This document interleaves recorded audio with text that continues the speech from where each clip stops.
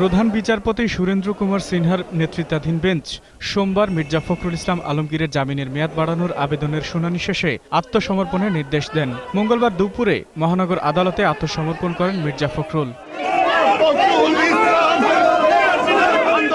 তবে জামিন আবেদন নাকচ করে জেল হাজতে প্রেরণের নির্দেশ দেন মহানগর হাকিম আদালত। তার অসুস্থতার বিষয়টি আদালত বিবেচনা করেনি বলে অভিযোগ করেছেন আইনজীবীরা।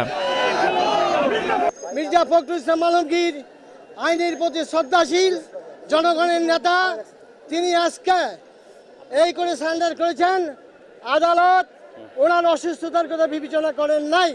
রুল শুনানি যেহেতু এখনো নিষ্পত্তি হয় না হাইকোর্টে, আমরা এই আদেশ নিয়ে হাইকোর্টে রুল নিষ্পত্তির জন্য চেষ্টা করব।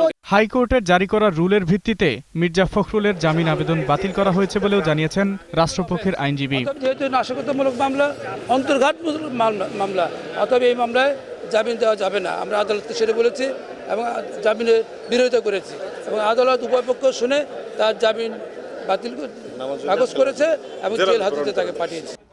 এদিকে নয়াপল্টনে এক সংবাদ সম্মেলনে ফখরুল ইসলামের স্বাস্থ্যগত সমস্যা হলে এর দায় সরকারকে নিতে হবে বলে জানিয়েছেন দলের মুখপাত্র ডক্টর আসাদুজ্জামান রিপন।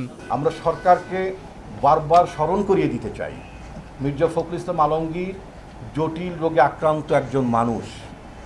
তার অন্তরীণ অবস্থায় তার স্বাস্থ্যের ঝুঁকি আরও বেড়ে যাবে বলে তার চিকিৎসকগণ অভিমত দিয়েছেন।